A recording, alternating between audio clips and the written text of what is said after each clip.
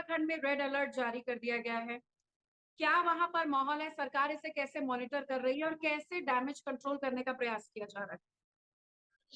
देखिए, हमारी नियति में है कि हर साल बरसात में ये इस राज्य में पहाड़ी राज्य होने के कारण इस तरह की घटनाओं के हम आदी भी हो गए हैं। लगातार इस तरह की घटनाएं होती है, लेकिन इस साल ये मानसून एक विचित्र समस्या लेके आया।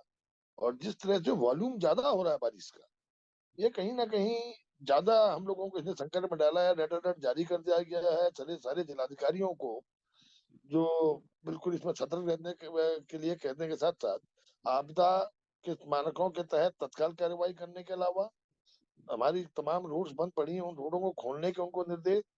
और साथ ही साथ मुख्यमंत्री जी लगातार मॉनिटरिंग कर रहे हैं और मुख्य सचिव भी इसको लेकर के मॉनिटरिंग कर रहे हैं। और मैं समझता हूँ जिस तरह से अभी आपने देखा कि भटवाड़ी से लेकर के और तमाम चमोली जनपद से लेकर हरिद्वार में भी जो विकराल स्वरूप ये बारिश के कारण हुआ है, ये चिंता का विषय तो है। लेकिन हम लोगों ने पर्याप्त इंतजाम किए हैं और हमको लगता है कि हम लोग इस समस्या से निपटने में सफल होंगे। सर, कुमाऊं से लेकर गढ़वाल तक पूरी तरीके से हाहाकार है। आप कह रहे हैं कि समस्या का समाधान किया जा रहा है, तो वो समाधान क्या है? क्या आप लोगों ने कोई लैंडलाइन नंबर जारी करे हैं?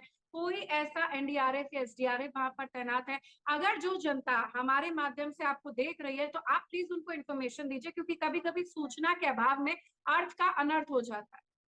देखिए, कंट्रोल रूम का नंबर जारी कर दिया गया है और लगातार सारे के सारे हमारे एसडीआरएफ और जो एनडीआरएफ है वो संवेदनशील जगह में पहुंच चुकी है। और मैंने जिस तरह आपसे कहा कि सारे संवेदनशील जगहों को लेकर के अलर्ट कर जारी कर दिया गया है। और वहां पर जो एसडीआरएफ और जो एनडीआरएफ की उपस्थिति के साथ साथ ये जो इंश्योर किया जा रहा है कि किसी तरह की जान माल की हानि से बचाया जा सके। और जी। इस समय लोगों लोगों से भी हमारी ये राय है कि इस समय आउटिंग बहुत कम करें, जिससे हमने यात्रियों से मुख्यमंत्री जी ने एक अपील करके कहा है कि जब तक मौसम ठीक ना हो जाए तो वो अपनी यात्रा को फिलहाल स्थगित कर दें। जैसे मसलन केदारनाथ रूट जो है, आप जानती है, बड़ा जटिल रूट है। और 2013 की त्रासदी हम देख चुके हैं केदारनाथ में। और तो इसलिए सभी लोगों को सतर्क करने में कहा गया, आम आदमी को भी कहा गया कि जितना कम से कम हो इस समय वो बाहर निकले।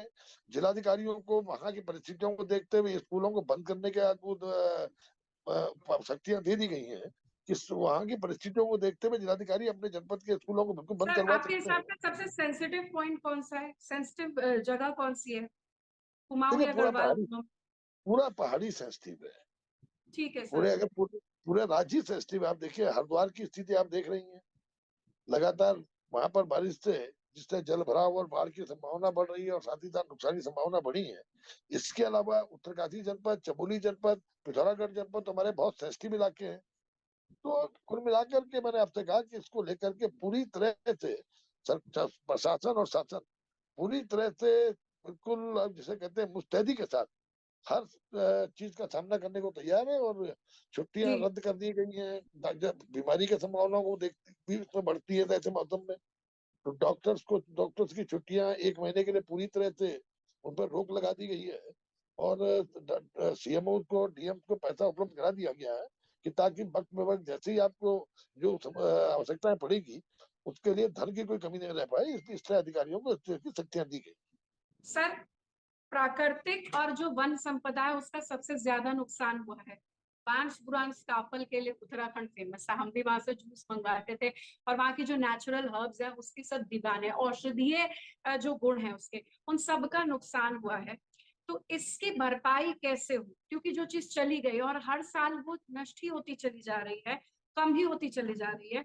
आप इसको लेकर सर क्या सोचेंगे? बिना प्राकृतिक संपदा, बिना नेचुरल हर्ब्स के, बांस बुरांस काफल के, यहाँ की वन संपदा के, तो उत्तराखंड उत्तम है ही नहीं। देखिए, मैंने आपसे कहा ना कि हम लोग एक लॉन्ग टर्म प्लानिंग के तहत जिस तरह से लैंड स्लाइड जहाँ पर स्लाइडिंग नेचर से जमीन, जहाँ आप लगता है पहाड़ दरकने का काम करते हैं, वहां पर प्लांटेशन के माध्यम से प्रोटेक्शन के काम का उनका ट्रीटमेंट करके इसे लगातार हम लोग निरंतर तो इस पे काम करते रहते हैं। और ज्यादा से ज्यादा प्लांटेशन करना हम लोगों का इस समय एक किस्म से इसकी एक दीर्घकालीन नीति की तरह है। साथ साथ अभी 16 तारीख से हरेला प्रारंभ हो रहा है और हरेला के माध्यम में भी पेड़ों की आवश्यकता, क्योंकि आज न केवल आपका जो आप आपदा की दृष्टि से, बल्कि एक सबसे बड़ी आवश्यकता जो आप देख रही हैं, वनों को बचाए रखना इसलिए ज्यादा जरूरी है कि आज क्लाइमेट चेंज ने ये आज जो सारा दुष्प्रभाव आप देख रही हैं, ये क्लाइमेट चेंज का है। कोई अनसर्टेनिटी रह नहीं गई मौसम में। अनसर्टेन मौसम है, कभी कब गर्मी पड़ जाए, कब बरसात हो जाए, इसका कोई अंदाजा नहीं है। तो ये क्लाइमेट चेंज को लेकर पूरा विश्व ही बहुत ये ग्लोबल प्रॉब्लम है और पूरा विश्व इसको लेकर चिंतित है। और हमारे प्रदेश सरकार ने बहुत दीर्घकालीन इस सोच के साथ इस पर हम लोग काम कर रहे हैं, और जिससे कि वनों का नुकसान भी आप देखिए, ऊपर वाले की इच्छा भी, उनका आशीर्वाद भी रहा, और कुछ हमारे विभाग के लोगों की तेजी भी रही, जिसमें जिला प्रशासन को भी हमने इन्वॉल्व किया। पहली बार जिलाधिकारी की अध्यक्षता में वनाग्नि प्रबंधन समिति बनाई, तो इस बार जो सैकड़ों हेक्टेयर वन जल जाया करता था, तो विगत वर्षों के मुकाबले मात्र 10% वनाग्नि से इस बार नुकसान हुआ है। और विगत वर्ष भी हम लोगों ने एक लॉन्ग टर्म पॉलिसी के तहत काम किया, तो और वर्षों के मुकाबले 50% नुकसान था। सर, तो सर कितनी इसको कैजुअलिटीज रिपोर्ट की गई हैं? आपके पास कोई सरकारी आंकड़ा हो? जी, देखिए, मैंने आपसे कहा जैसे आपका उत्तरकाशी में जो गाड़ियां जा रही थी, उनके ऊपर बोल्डर्स आ गए, हाँ, तमाम लोग, कई लोग चले गए, कहीं गाड़ियां सड़क के नीचे खड्ड में चली गई। देखिए वो है, मैंने आपसे कहा ना, इस राज्य की जो हमारी भौगोलिक परिस्थितियां हैं, उसमें आपदा तो हम लोगों के लिए, मैंने कहा ना, मैं अभी भारत सरकार में अमित शाह जी आपदा की मीटिंग ले रहे थे, तो मैंने कहा कि हमारे राज्य में सुनामी के अलावा शायद ही कोई ऐसी आपदा हो जो इस राज्य में ना आती हो। सर लेकिन एक बात बताइए कि खूबसूरत उत्तराखंड धीरे धीरे हर साल इस तरीके से क्लाइमेट चेंज और मानसून में तबाह होता चला जा रहा है। ऐसे में उत्तराखंड आने से डर लगेगा। हम जो पूरा तरीके से वहां पर मौसम के लिए या फैमिली के साथ प्लान कर रहे थे, डर लगेगा। ये भी बात है कि सर सरकार डैमेज कंट्रोल कंट्रोल करने में भी जितना समय लगाती है, फिर अगला सीजन आ जाता है, फिर डैमेज कंट्रोल करती है, फिर अगला सीजन आ जाता है। इसका कोई परमानेंट सोल्यूशन, कोई योजना जिस पर आप काम कर रहे हैं? परमानेंट क्योंकि सोल्यूशन तो आप आप देखिए डेमोग्राफी टोपोग्राफी के साथ छेड़छाड़ भी नहीं कर सकते सर हम। देखिए, ये चीज तो डिस्टर्ब हुई है, मैंने आपसे कहा, ये पूरा का पूरा डिस्टर्ब हुआ। और ये जिस तरह से नदी नालों में कब्जा हो गया, जिस तरह पॉलीथीन थी, पॉलीथीन के ज्यादा से प्लास्टिक के ज्यादा प्रयोग से जो पानी जंगल जमीन के अंदर जो जमीन एब्जॉर्ब करती थी, वो बंद हो गया। वाटर लेवल लगातार घटना शुरू हुआ। ये तमाम तरह के कारण से आपने देखा कि ये जो क्लाइमेट चेंज का सबसे बड़ा जो कारण है, वो यही कारण है कि जिस जगह, और आज इसको रोकना, इसीलिए आज पूरा विश्व चिंतित है। प्रधानमंत्री जी से लेकर के सारे राज्य की सरकारें क्लाइमेट चेंज के गंभीर परिणामों को देखते हुए लगातार अपने यहाँ इसके लिए प्रयास भी कर रही है और जन जागरण का काम भी कर रही है, ताकि, क्योंकि बिना कम्युनिटी पार्टिसिपेशन के आप किसी आपदा से जीत नहीं सकते। तो कम्युनिटी को किस तरह से स्किल किया जाए कि कम्युनिटी इन कामों में, हमने, आप लगाइए, 1 लाख से ज्यादा करीबन आपदा मित्र बनाए गए हैं, जो आपदा के समय में एसडीआरएफ और एनडीआरएफ के अलावा भी इन कामों में अपना उनका सहयोग लें। तो इसको लेकर के निश्चित रूप से पूरा विश्व ही चिंतित है, देखिए।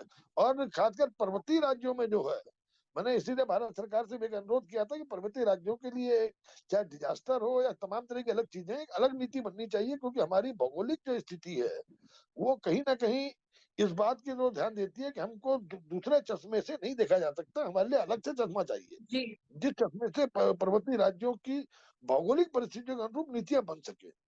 और इस मामले में भारत सरकार हमारे साथ बड़ी, मैं आभारी हूँ भारत सरकार का, कि बहुत सहृदयता के साथ इस राज्य के साथ खुले दिल से मदद करने का काम भारत सरकार ने किया है।